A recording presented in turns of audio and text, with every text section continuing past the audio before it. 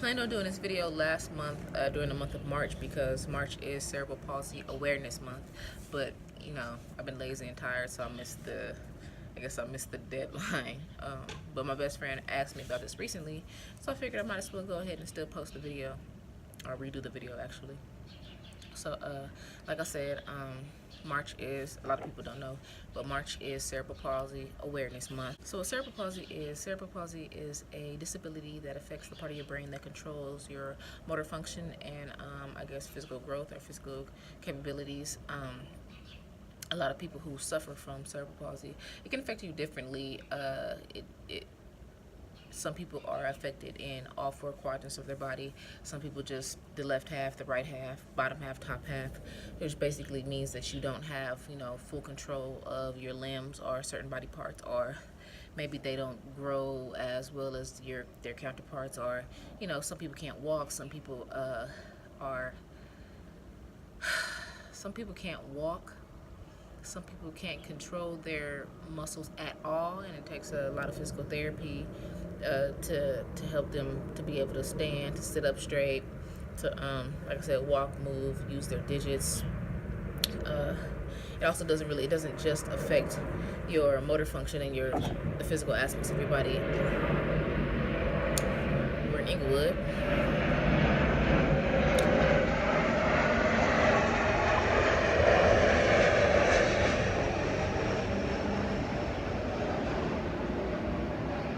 So yeah, it doesn't necessarily just affect the physical aspects of your body.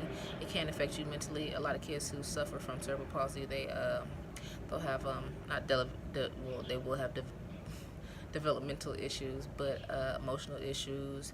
It can affect your memory. You may not be able to cope with things the same way other people will be able to cope with them. You may not understand why you're so angry about certain thing, or you know, it can affect you emotionally, mentally. Something else. What else? What am I missing? I don't know. But you can always Google it. In addition to not knowing that March is Cerebral Palsy Awareness Month, a lot of people don't know that I have cerebral palsy.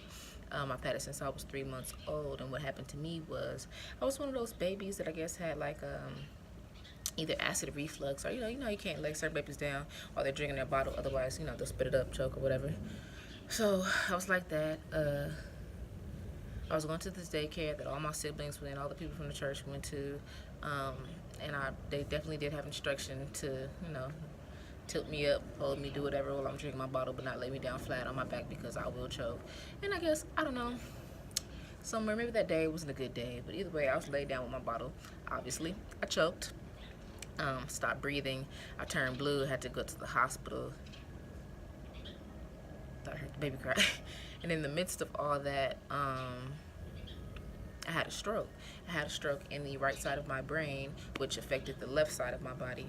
So I do have cerebral palsy. I'm hemiplegic, which means only, you know, hemisphere, only half of my body is affected. It's the left half, my left arm, and my left leg, my hips, you know, all the side. And it's not severe. It's definitely not as severe as it could be.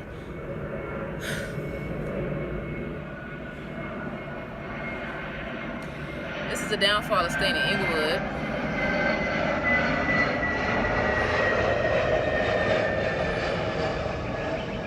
Okay. It's definitely not as severe as it could be. I know people who are confined to wheelchairs who, like I said, can't walk, can't do much without the help of their parents or the help of their aides. Me, I'm blessed to just, there's things that I can't do, but it's, you know, it's not that serious. It's not as serious as it could be. So basically with me, like for instance, my left leg and my left arm, they are slightly more underdeveloped than the counterparts. My wrist is way smaller than, my arm is way smaller than, you know, my leg is shorter, my arm is shorter. There's certain things I can't do with my digits. You know, I do have limitations, but again, it's not as severe as it could be. So I'm thankful. There's a lot of things I could do with the help of physical therapy, or just, you know, working at it and things like that. There definitely are things that I can't do. I don't like to say it because then I feel like, you know, I'm all handicapped and disabled, even when I don't want to admit, like, oh, I can't do that.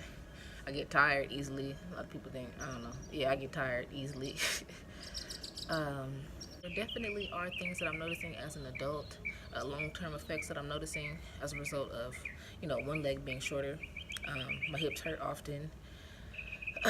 Uh, Sometimes, well, most times I have to kind of remind myself to walk correctly. Like, okay, put your foot down, put the heel down. Oh, the one thing I remember my dad saying, not the one thing, but I definitely remember my dad saying, it was like a mantra all the time: keep your foot down, keep your foot down, keep your foot down. Cause I walk on my tippy toes, keep your foot down. But it's like because since my leg is underdeveloped, the muscles are underdeveloped, my tendons are tight.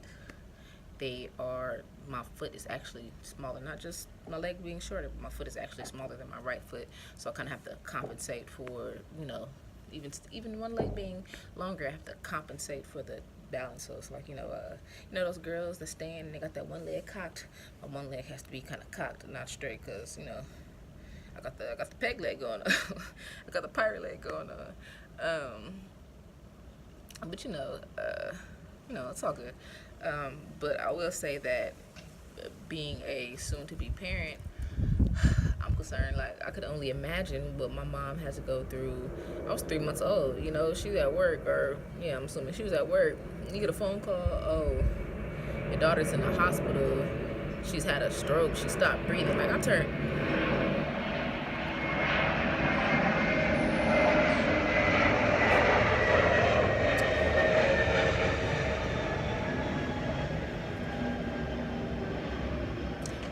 blue.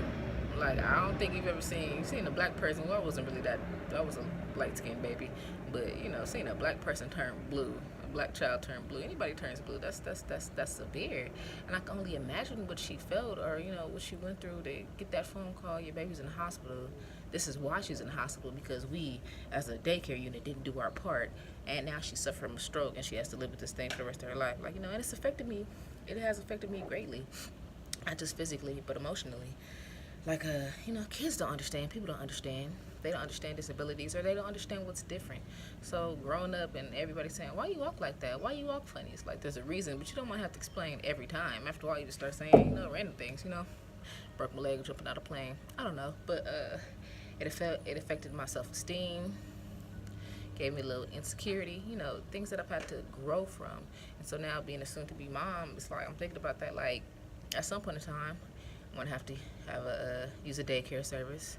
What if one of my kids are like that? They can't be laid down with the bottle. What if the people who are taking care of them aren't competent enough to follow simple rules? Or even, like, what if something happens at home and then they're affected in cerebral palsy? It can just, for me, it happened after I was born, but I think it definitely can happen, like, coming out of the womb during birth. If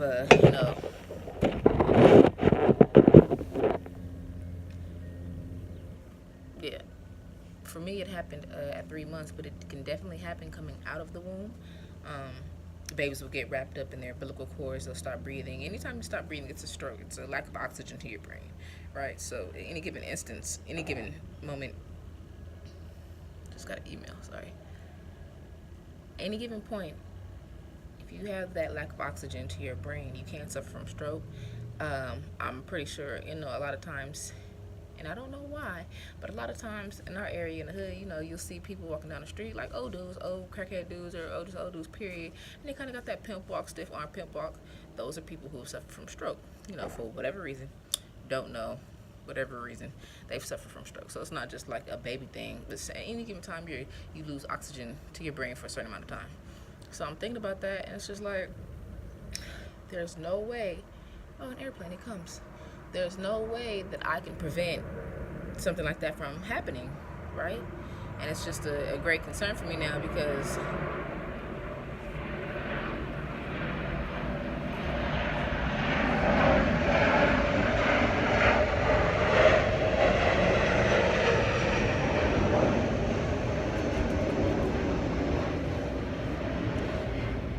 I'm typically a warrior, just generally, not about me. Okay.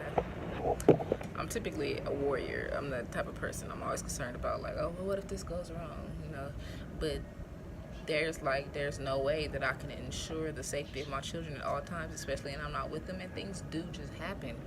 So it's like, it's what can you do about that? You can't do nothing but pray and hope and believe that everything is going to be okay.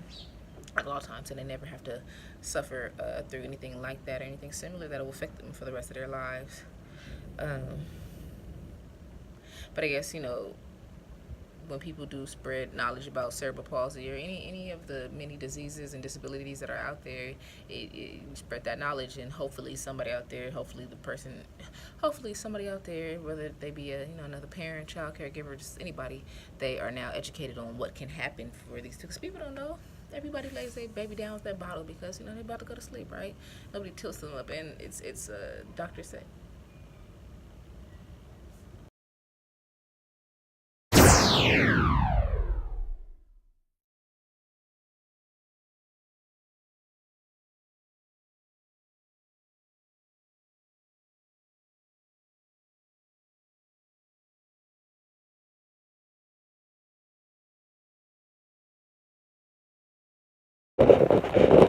Thought I heard a baby cry, but what was I saying? Oh, when there are cerebral palsy awareness months, or diabetes awareness month, or congenital heart disease. I'm out of breath. Whew. I thought I heard a baby crying. I got up too quickly. My own kids then kicked me in my. Yeah, okay. When we have these awareness months, the hope is to spread awareness, obviously, but to spread knowledge so that people now know what to look for various ailments and diseases. Like I said, congenital heart disease.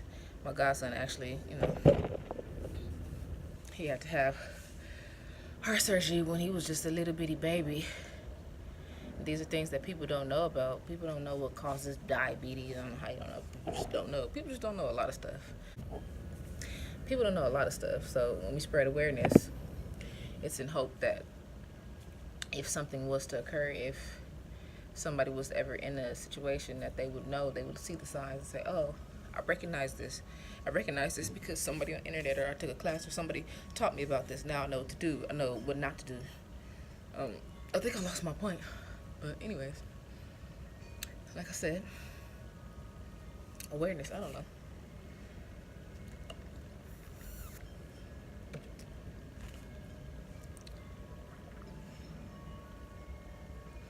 Did I say everything?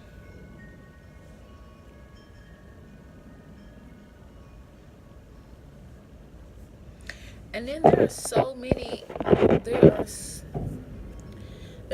many disabilities, handicaps, ailments that people suffer from out there, and those who don't have to deal with anything, even what you can't see. Like, their mental disorders are real. They are real in the Black community.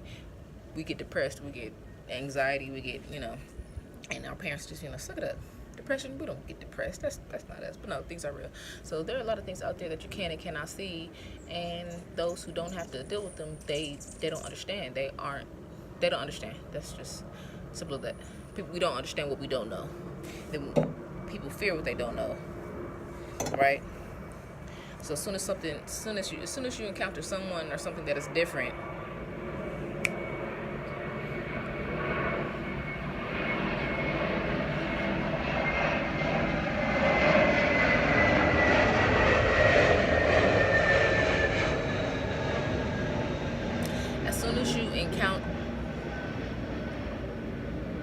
as soon as you encounter someone or something that is different, we immediately go into kind of that, like, what's going on? What is that mode?